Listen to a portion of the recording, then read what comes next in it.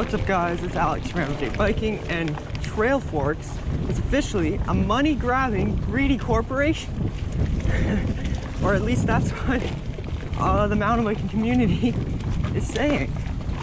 Their app, ever since the last update, or ever since they introduced the Pro version, basically being a thing you need to operate their app at all, their app on the Google Play Store has dropped down to a 2.6 out of 5, and it has more 1-star reviews, significantly more 1-star reviews than 5-star reviews, which is crazy. So the debate today is, does Trailforks deserve the hate that they're getting? So to give a little context, if you don't really know or you don't use Trailforks, so you're not, or you just don't really know what the situation is. Basically, Trailforks is an app, or was an app where it was a free app that was a trail database, so of all the trails in Ontario and stuff like that, and it would all basically, the majority of it would be user added. So you would build trails in your community or whatever, you can add them onto Trailforks as a region, that sort of thing. It was a good thing to be like, we use it a lot on this channel. You guys have seen us use it because, you know, we're at a new place, especially some of these larger XC areas that just don't really have the signage and stuff like that. For example, like one of our last videos, Copeland, right? If the trail was starting to look a little not right, hopped on Trailforks, realized we're like completely way off course, which we wouldn't have known obviously because Copeland, as a giant place, it's like doesn't have the signage, and that's not like their fault. I'm not blaming Copeland, right? Or like Puslinch, or a lot of the other places we went this year. It's just the reality. So yeah, the point made short, it was a large database, lots of trails, very useful. And now with the new update, you can actually only see trails within like a city area. They basically created this yellow square, and you cannot see any trails that are outside of that yellow square. So users are frustrated because, you know, especially as us, a channel that travels around Ontario, it's useful to us to have that large database with all the trails and stuff like that, because we don't really ride within our city. I guess as I said, the debate is, you know, did they really make the right decision? Because I do personally think people are a little bit overreacting. They do currently have like 50% off on the annual thing, so it's about like $20 Canadian, I think, for the Pro version.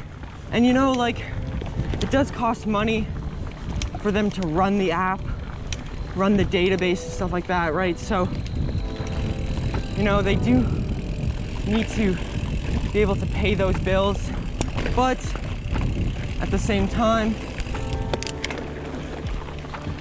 can't they just put ads on the app instead, and then you can pay to not have the ads, that sort of thing? Oh, I don't know. I'm really torn. I'm not really on a particular side because I get why they did it, and I also understand people's frustrations. To be honest, guys, I think nobody's taking a harder loss from this whole situation than actually Trailforks. I mean, their app has gone from being the mountain bike trail database to just being absolutely pooped on in the reviews. I mean, when you don't really, no one wants a 2.6 rating next to their brand. That's obviously a very bad look to have. I guess they're gonna have to ask themselves, was it worth it? Like, did they get the subscriptions they need? Did they get the money they needed in return for losing a large amount of their customers and just having horrible reviews on the App Store when people that might later on be new to mountain biking will look for those types of apps like Trail Forks see the 2.6 and just won't install it, won't get it, right? We did actually get a Pro subscription just because it was $20 and we rely on Trail Forks a lot. So we did get it.